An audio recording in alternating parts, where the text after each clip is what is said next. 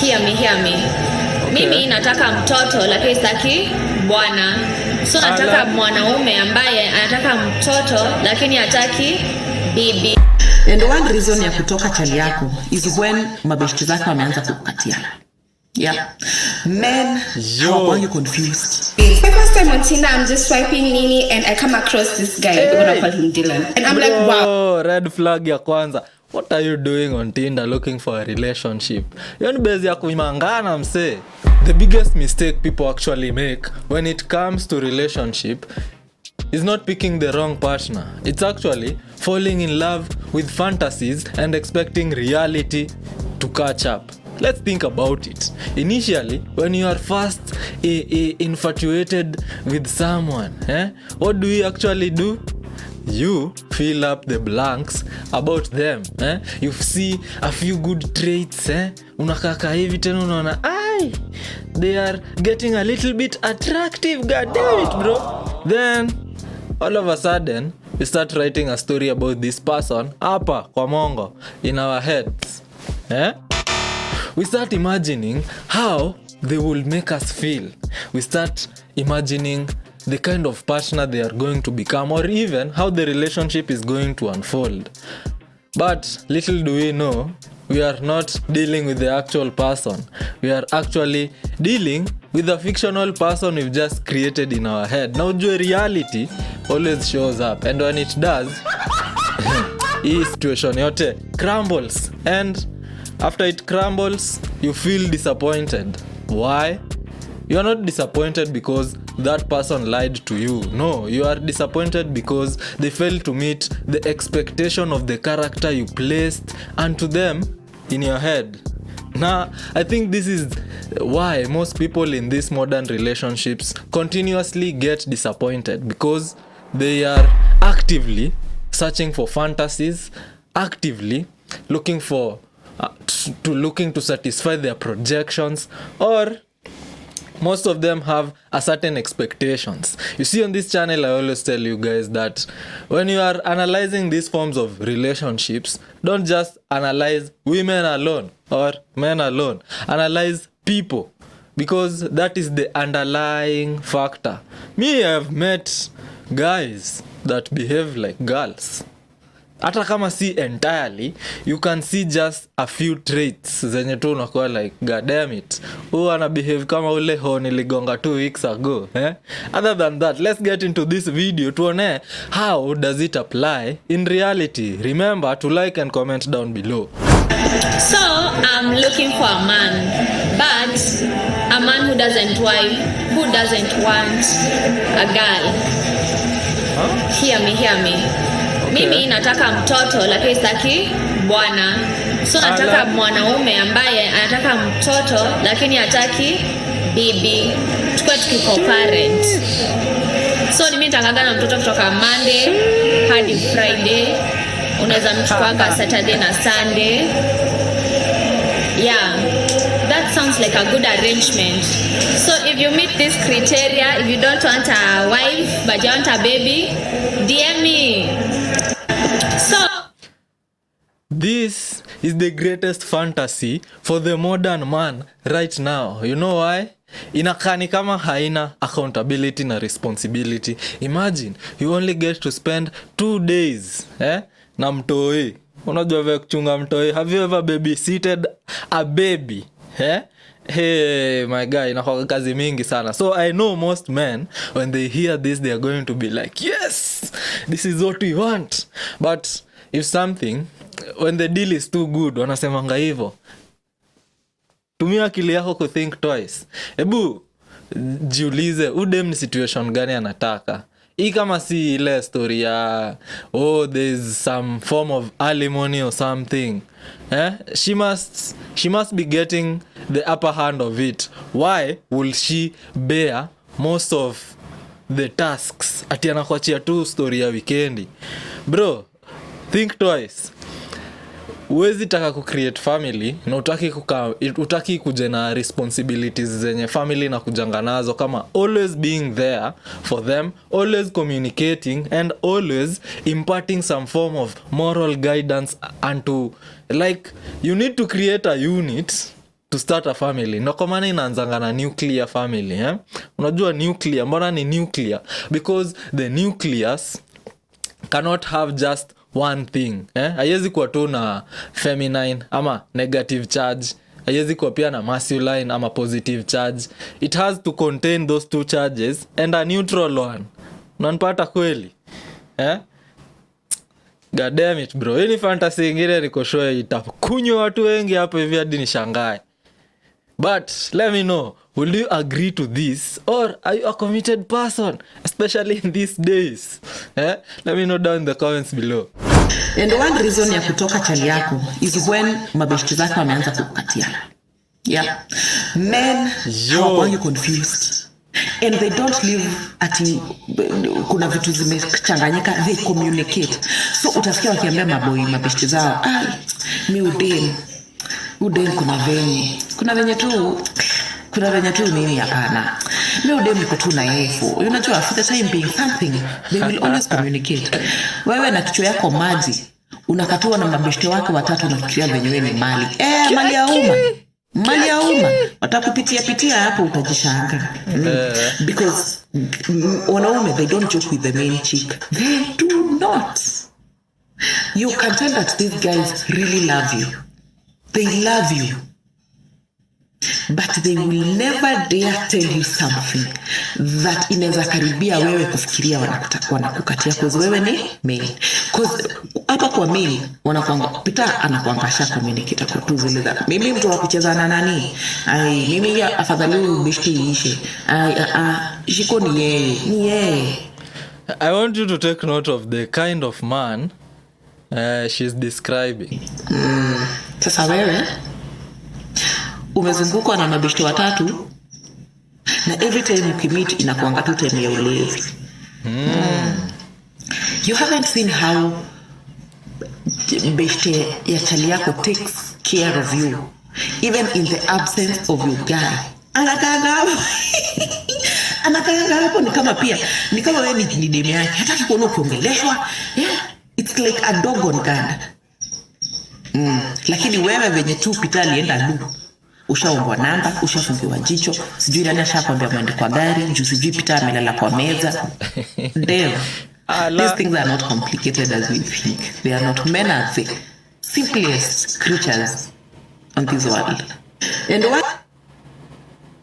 If you look at it, inaweza kani kama si fantasy, but the fantasy in it is that there is this situation where hii situation actually ni most young men actually live it. Kwenye you are a bunch of guys chilling together, you have your girls, sijui nini, protecting each other, blah blah blah. Kuna tu hiyo scenario yote explain. First of all, if you have to protect your girl, even using your friends, she's not your girl. Find another one. Second of all, if the group of guys you're keeping are eagerly waiting to hit on your girl, then you've not made the right choice in choosing the friends that you have. In fact, your friendship yenu tunasema tu ni fantasy. Kwa sababu, why would a friend of mine be interested in my woman? That's a little bit sus, don't you think? The actual thing that I like about your video is that men actually really do mind a lot about their main chick. And this minding about their main chick, mostly to women it looks like control. Kwa sababu, as a man, you understand kuna situations zingine, if a girl puts themselves in those situations, they are clearly advertising they can be hunted. Like, I hope you make sense. Tuende tu on the next video. Leo sidai kubonga sana, alafu mashini yangu hapa hivi naona tena inaisha moto bana. Sitaki video katike. This guy had the audacity to take me to a kibanda. Get ready with me as I tell you about the worst, and I mean the worst dates I have ever been on. Nothing could ever top this, I'm convinced. My first time on Tinder, I'm just swiping Nini and I come across this guy. We're gonna call him Dylan. And I'm like, wow. Red flag ya kwanza. What are you doing on Tinder looking for a relationship? Yoni bezi ya kuimangana mse. Everything about him was just so shiny, so nice, like he was 28 years old. I lied on my profile and I said I was 22. So already we're looking at like 9-year age gap. I mean, it's bad, but I've seen worse. He had this flashy lifestyle going on, Mr. Big Money. I was like, fantastic. Swipe right. So the time I'm talking to Dylan, he is living in the Radisson Blue Hotel in Dubai. And how I know this is he would not let me forget that he's in the Radisson Blue Hotel in Dubai. Yani, this guy would... Of course, this guy has already seen that you are a materialistic woman. How? Like, red flags zinaendelea tu kujiexpose. Fantasies zinaendelea tu kukimbishwa. Wake up in the morning, be like, oh, just woke up. Sent me a 4-minute long video of him blending oranges. I swear to God, 4 minutes long. And the day that he left the Radisson Hotel, he sent me a picture of the receipt of his bill, and it was like 1 million or something to the... Yo, this guy is actually doing too much. Unataka kuniambia streets imefika hapo? Is this what men are actually doing in order to get girls? I think it's either something around kitu inaitwa lapping or something. Like, god damn it, bro. A lot of money. And I was like, wow. To everyone else it'd be like, oh, like you could hear the saxophones playing. But to me, I started planning my shopping trip. I started saying, oh, after you're Dubai, we're going back to Dubai. So just don't worry about coming here for too long. All his videos were from this POV, like him taking the video. So I could hear him in the videos, but I could never see him. And like we'd spoken on audio call. Manze madem penda kufuata tu fantasy. Have you seen all those red flags? But at the end of it, kuna a promise of ganji, a promise of a soft life. She's continuously indulging this man with the fantasy. So I knew his voice, but like, I mean, I saw what he looked like from his profile. Keep that in mind. Okay. So about 2 weeks go by and this guy texts me and he's like, he's in Kenya. Let's meet up. So we start planning the meetup mini, and this is the point when I started getting nervous. So I'm like, oh my goodness, it's the first time I'm meeting someone off a dating. So I texted him and I was like, would you mind if I come with a friend, then you come with a friend, so it's like a double date type of situation? He said, the more the merrier. He kept saying he really wants to go and have Africa. I think we actually learned. We learned the hard way when a girl actually says, oh, I'm not comfortable, I want to come with my friends. Perfect. Hiyo ni sherehe. Unajua kwa sherehe ni nini wafanya? They are going to utilize the Diddy style. Get them drunk, sijui nini. Ndio wakwe tu lose. Juu sawa wanadhani wako ati soko safe juu umekam na best yako. What can your friend do? Now to me at this point I'm thinking like maybe Mama Oliet, I'm just like, okay. And he's like, oh, he really wants to pick me up. I'm like, why are you so insistent on picking me up? Like, why can't I just meet you at the location? I have to pick you up. I want to pick you up. Like, he really insisted that he wanted to pick me up. So I'm like, hey, because in my head I'm thinking like there's no other reason why someone would be so persistent on picking someone up unless you're coming to like impress. I'm like, this guy is coming to pick me up in a fucking chopper. So I call my homegirl. I'm like, girl, this guy has money. I'm like, bro, he's coming with his friend. Like, expectations to say. I think that's the most embarrassing part of the story is like how I gassed him up to my girl. Like, bro, my girl comes to my house, we get ready, we do our makeup, and then we walk to the fake location. And we're at the fake location and we see a Range Rover drive by. So this Range Rover drives by and we're like, Mr. Big Money. We walk to the road expecting this Range to stop right in front of us. Range drives by. I'm like, okay. So we go back to our standing spot and an Audi convertible drives by. We're like, no, you. This Audi drives right past us. We're like, oh, okay. So in the middle of us talking, we just like, I'm like, bro, what the fuck? So I turn around and before I can even see the car that is polluting the environment with this noise, I'm met with a cloud of black smoke. I'm like, who the fuck is this? This car comes right in front of us, stops. This guy pulls his window down and all I hear is, baby girl. I'm like, kill me now. I open the door and when I open the door, the first thing I see is the car seat is covered in newspaper. And I don't mean actually like there's stacks of newspaper on the seat. No, I mean like the car seat is individually covered in newspaper all over the car seat. I'm like, why is there newspaper on your car seat? He's like, oh, the car just came from the car wash. Okay, so I take a seat. Before I can even look at him, I look behind to see if my homegirl's date is in the back. It's just me, him, and my homegirl. So I'm thinking thinking, I'm like, okay. His friend must be meeting us at the restaurant. So I'm like, okay, fine. So as I'm turning back around, I see popcorns and wawas on the car seat right next to my friend. I'm like, why would a grown man have popcorn and wawas in his back seat? And look at this guy and I'm like, who the fuck is this? The guy who I swiped right on and the guy sitting to my right were like 10 to 20 years apart. Genuinely. Like, this guy looked like he was in his early 40s, late 30s, if I'm being generous. So we get to driving and I'm already pissed. I'm like, okay, first of all, why do you look 20 years older? Where is my homegirl's date? Where is the popcorn and waffles in your backseat? What is this I'm sitting in? I'm like, bro, this guy starts talking to me with this accent. Hey, it's the fact that this accent just sounded so fake. We get on the drive and we're driving. This guy is talking to me about politics and like just things I'm really not trying to hear at 19 years old. I'm 1 hour into our drive. This guy gets a phone call. He goes, shh.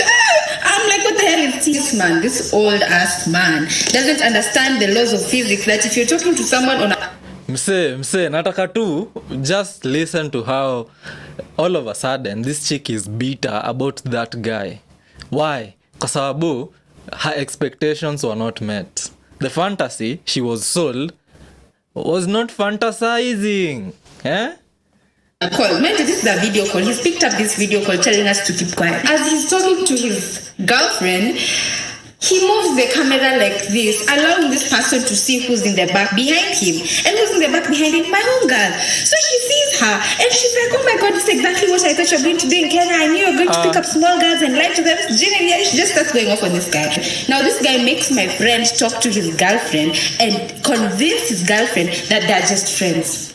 Babe, what am I even now? We're driving for the longest time. At this point there's baboons crossing the road, there's zebras on the side of the road. I'm literally in the middle of nowhere, guys. Ukorongai, what do you mean in the middle of nowhere? Point where I was so convinced if I came alone, this guy would have done something so nasty and so evil to me. We finally get to the location. It's dark. I can barely see. I'm waiting to see this grand African hotel that this guy has been driving us here for the past 2 hours. And I look up and I see 2 sticks and a mabati kibanda. Hey, I said, God. He opens the door so enthusiastically. He's like, guys, we're here. I'm like, no fucking way. Genuinely, this was a kibanda. Like, there was a jiko waka in here. Like, you could see straight to the kitchen. I'm getting to the kibanda. And Mr. Dubai, Mr. been living in Dubai, Mr. can't even speak English, goes, hey, Mary, Brayo. Like, first name basis with the staff in this kibanda. I'm like, he goes to the kitchen, but he's going to the back of the kitchen to say hi to the cook in the kitchen. I'm like, wait, something adding up here. At this point, my friend is pissed. She's not even talking to me. She's mad at me. So we sit there in silence. We're like, okay, so what the hell is about to unfold? Then this guy finishes doing his MCA shit, comes, sits down, and he's like, mnataka nini? Lete warembo chips. That was my breaking point. That was the point where I was like, okay, now let me just go home. Why are you guys mad? Why is your friend mad? Nini shida was chana. I'm like, bro, I would have called my Uber.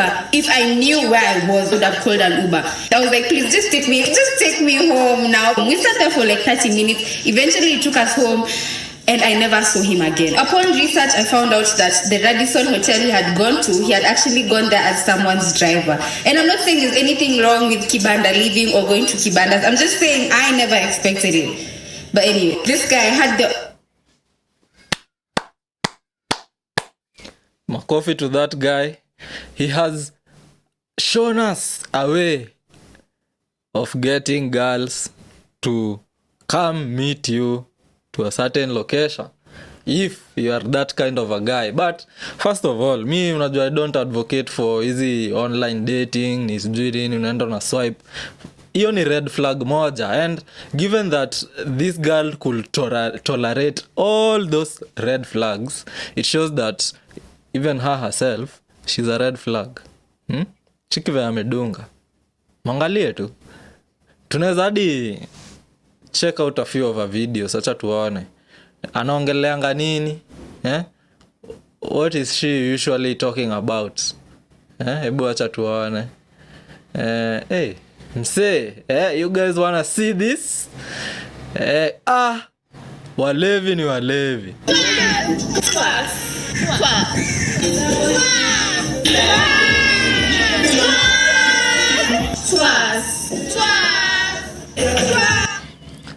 So unacheki you can see the kind of life this girl is living. So akona expectations zake, na the way she's going about finding a relationship or someone she wants, the way she's going about it, it's on the bad side. Ni ile side yenye tunaweza semanga she belongs to the street, my guy. Kenya sasa huyu msee ametuonyesha ni like what I've learned. Usiwaambia dem ati tunaenda hii location fulani. At least hiyo ni kitu moja nimelana hapo hivyo. Always be like tupatane nini, we are going somewhere. I'll pick you up at this and this place.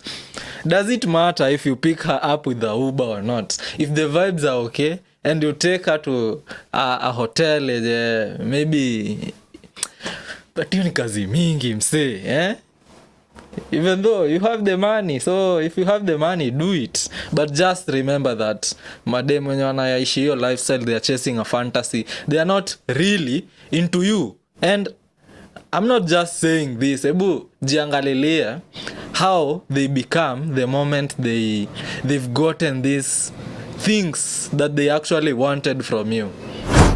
Cheki kati ya gari yangu na nebu ni gari naomba Eugene. Naweza tia bidii. Sasa watu wa Toyota watu wa Range Rover wakiongea, wa Toyota wananyamaza. Toyota Lexus. Watu wa Toyota bwana hapana. Babe. Watu wa Range Rover wanaongea. Cheki niko zangu ama kuna makeup tu inafanya udema na kada na codes.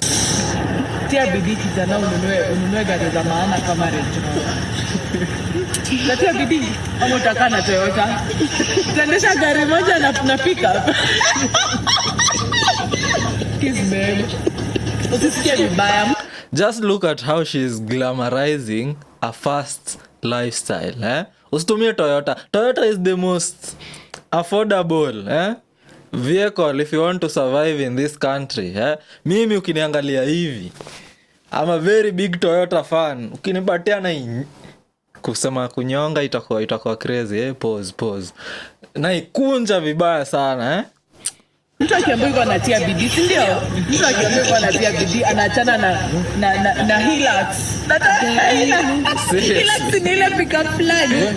Tia bidii, mambo ya Toyota wachana. Hiyo gari unapeleka trade kesho. Hizi ndio gari. Naona hii Sport autobiography, okay? P400 2020 bought in cash by me. Kata hiyo kitu. Kata hiyo kitu. Nimesema watu wa Range Rover wakiongea, Toyota Probox wananyamaza. Okay? You can see how she's reinforcing her negative tendencies by giving him a reward. Ni kama tu venye you train a dog, you know I've owned a dog. Manze I had a dog bana. Anyway, as I was saying, it's like training a dog, You tell it do this, ikifanya, the moment it does what you want it to do, you give it a treat and reinforce that kind of behavior. Cheki kati ya gari yangu. Anyway, hiyo video imeisha hivyo. What am I saying about history yote ya fantasies? Maybe the lesson is not to stop believing in people. It is to believe less in a certain fantasy. Or even if you have those kinds of fantasy, just use them as a substitute. There is a clear underlying reality. Your reality ndio ya ukweli. And sometimes the difference between a healthy relationship and a painfully disappointing one is simply seeing people for who they are in the beginning. Na ujua watu wengine pia wajionyesha rangi tu hivi virahisi. It takes a little bit of time. Hiyo ndio message yangu ya leo. So like and comment down below. Nipatie mawazo zako. Let me know what you think about this topic. YouTube thinks you might be interested in the video on your screen at the moment. Click on that video. I'm waiting to see you on the next one.